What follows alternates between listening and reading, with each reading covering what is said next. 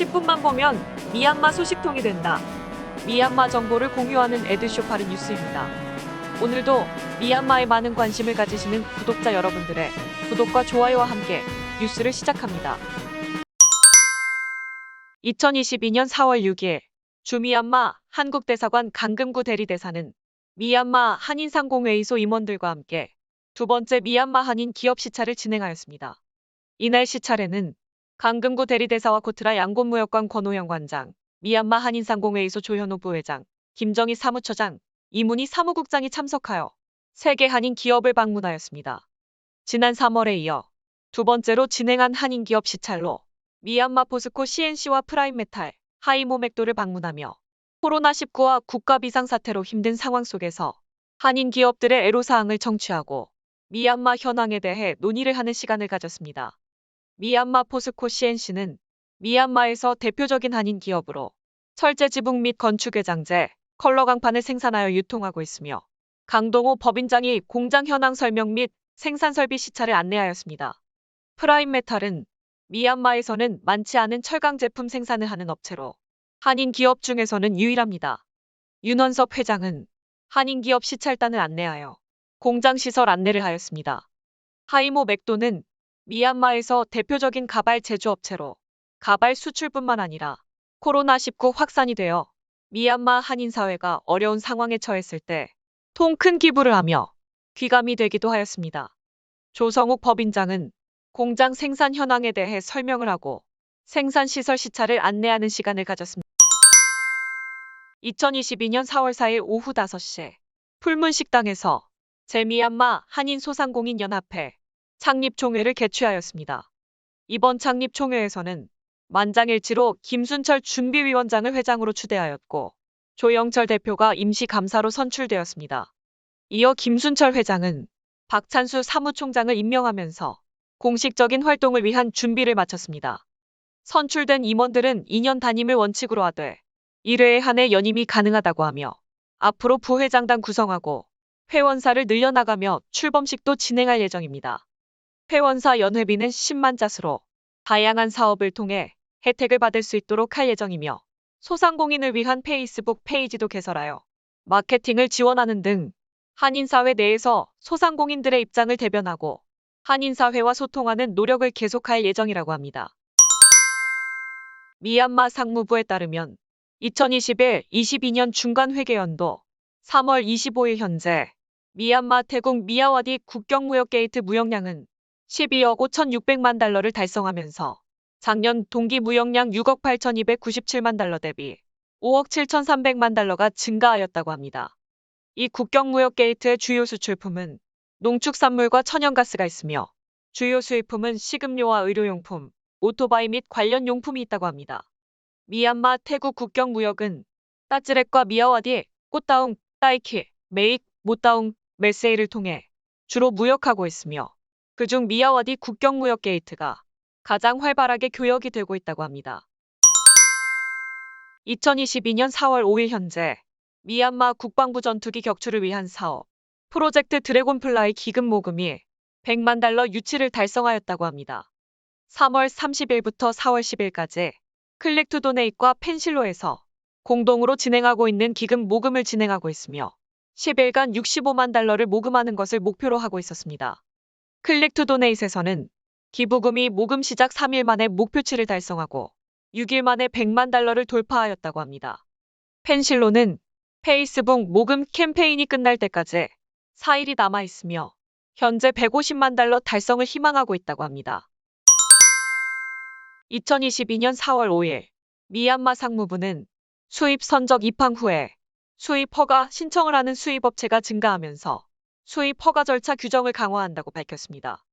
미얀마 산업부는 2022년 4월 20일부터 수입 허가를 사전에 신청하지 않고 수입 선적이 양곤항에 입항하는 경우 수입 허가서를 발급하지 않을 것이라고 통보를 하였습니다. 일부 수입업체들은 수입 허가 면제 제도를 악용하려고 하고 있지만 2020년 7월에 발행한 공문을 보면 환적을 위해 세관창고에 일시적으로 보관을 하는 선적을 제외하고는 수입 허가서 발급 전에 수입되는 것을 금지하고 있기 때문에 불법이라고 밝혔습니다. 라카인주 교육부는 2022년 미얀마 대학 수능평가 응시생 중 라카인주 학생은 41,573명으로 라카인주 전체 등록 학생의 91.56%를 차지한다고 밝혔습니다. 2022년 3월 31일부터 진행된 미얀마 대학 수능평가는 미얀마 전역에서 30만 명 미만의 학생들이 응시를 하여 저조한 기록을 보였으며 국가관리위원회가 운영하는 교육 시스템에 대한 보이콧으로 지난 수능평가 응시생의 3분의 1 수준이라고 합니다. 라카인주는 미얀마 14개 지역에서 8번째로 인구수가 많은 주임에도 불구하고 가장 많은 학생들이 응시를 한 것으로 기록되었습니다. 이는 라카인주의 오랜 분쟁과 자별로 인해 학부모들이 교육에 대한 관심을 많이 가지고 있으며 코로나19로 인해 교육 시스템이 멈추면서 이를 만회하기 위한 것으로 보고 있습니다. 일본 정부와 싱가포르 정부는 최근 국가관리위원회에서 시행한 강제 환전 조치에 대해 불만을 제기하며 철회할 것을 촉구하는 성명서를 발표하였습니다. 2022년 4월 4일 주미얀마 일본 대사관에서는 외환 강제 환전 조치를 면제해 줄 것을 촉구하였으며 비공개 서신으로 미얀마 외교부에 발송하였으나 현재 언론사에 유출이 된 것으로 보고 있습니다. 미얀마에서 사업을 운영하는 일본 기업들이 이번 규정으로 심각한 어려움에 직면할 뿐만 아니라 주미얀마 일본 대사관과 공식 정부기관의 역할에도 악영향을 줄 것이라고 밝혔습니다. 이에 미얀마 내 사업을 운영하는 기업들과 일본 정부기관에 대한 면제를 촉구하였습니다. 하지만 미얀마 네티즌들은 국가관리위원회 외교부에 대한 칭찬으로 시작하며 일본 기업과 관공서만 면제해달라는 일본 정부의 대응에 대해 비꼬는 댓글들이 많았습니다. 주미얀마 싱가포르 대사관에서도 비슷한 형태의 성명서를 발표하였습니다. 이후 한국을 비롯한 일부 미얀마 주재 해외 대사관에서도 항해 서한을 보낸 것으로 알려져 있습니다. 이후 4월 8일에는 제미얀마 프랑스 상공회의소와 유로참, 영국 상공회의소, 독일 상공회의소 등을 포함한 12개 기업인 단체에서 공동성명서를 통해 미얀마 투자법 61조에 의거하여 무역 및 금융 운영이 가능하게 하는 외화 상용을 명확하게 정의하고 이번 강제 환전 명령은 미얀마를 글로벌 경제에서 고립시킨다고 지적하였습니다.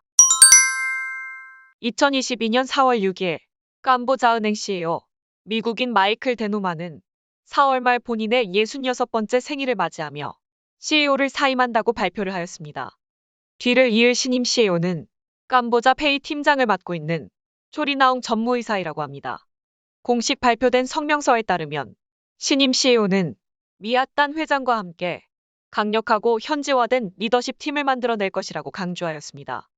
신임 CEO는 캄보자 페이를 대표적인 모바일 결제 시스템으로 자리 잡게 한 인물로 미얀마 금융 시스템의 변화에 많은 기여를 하였습니다. 이와 함께 캄보자은행은 신임 이사와 이사회 부회장도 발표를 하면서 일부 내부 인사 이동을 진행하고 있습니다. 미얀마 중앙은행은 금융 부문에서 외국인 근로자 비중을 줄여나가기 위해 2021년 8월 외국인 채용 시 중앙은행의 승인을 받도록 하고 외국인 근로자 수를 제한한다고 채용 통제를 강화하였습니다. 2022년 4월 7일 오전 11시경 미얀마 중앙은행 단단쇠 부총재가 양곤바한 타운십에 있는 자택에서 피격 후 군병원으로 이송되는 사건이 있었습니다.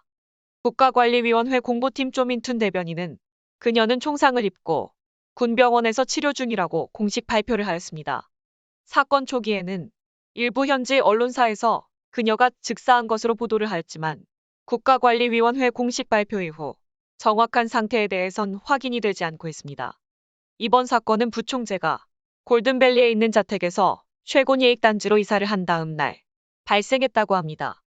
국가관리위원회 고위관료 암살 시도는 2021년 11월 에야와디 지역 밭대인 타운십에서 헤이아웅 호텔관광부 장관과 팀마웅 에야와디 주지사가 탑승한 차량에 지뢰 공격을 당한 이후 두 번째 발생한 사건입니다.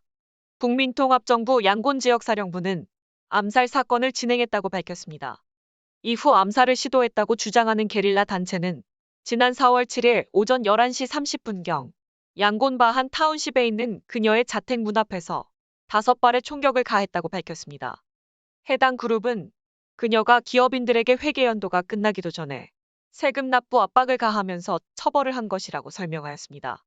일본에서 경영학 석사 학위를 마치고 세계은행에서도 2년간 근무한 경력이 있으며 중앙은행에서 무리한 행동을 하면서 악명이 높았다고 하였습니다. 양곤증권거래소는 2022년 3월 7개의 상장사 주식 거래량은 52,408주, 총 2억 3,363만 자씩 거래되면서 1월과 2월 대비 거래량이 하락하였다고 밝혔습니다. 2022년 양곤증권 상장사 7기업의 주식 거래량은 1월 6만 1,435주 2억 8,200만 자, 2월 8만 291주 4억 1,490만 자씩 거래되었습니다. 국영신문사에서는 이런 미비한 거래량에도 불구하고 전 세계적인 주식 시장 붕괴에도 불구하고 미얀마 주식 시장은 거래가 되고 있다고 강조하였습니다. 양곤증권거래소는 2020년 3월 28일부터 외국인 주식 거래를 허용하면서 지속적으로 성장해오다가 코로나19 발생 이후부터 침체되고 있으며 2021년 7개 상장사에서 88만 7,969주, 46억 3천만 잣을 기록하며 2020년에 비해 63%가 감소하였습니다. 2020년 거래량은 6개 상장사에서 187만 주 126억 잣을 기록하였고 2019년 5개 상장사 240만 주 133억 9천만 잣을 기록하였습니다. 또한 상장을 계획하고 있는 비상장사들을 위해 2020년 9월 28일 사전상장위원회를 설립하였습니다. 2022년 4월 1일부터 미얀마 국가관리위원회는 2022년 연방세법 개정을 하면서 양곤증권거래소 상장사 소득세율을 17%로 낮추었습니다. 양곤증권거래위원회 태이춘 위원은 상장사 소득세율이 20%에서 17%로 3% 낮아지면서 상장사의 이익 증대를 기대한다고 밝혔습니다. 에드쇼파르 미얀마 뉴스를 끝까지 시청해주셔서 감사드리며 구독과 좋아요, 클릭을 부탁드립니다. 좀 더 상세한 미얀마 정보를 찾으신다면 에드쇼파르 뉴스 웹사이트도 추천드립니다. 에드쇼파르는 보다 많은 미얀마 정보를 공유하기 위해 노력하겠습니다. 감사합니다.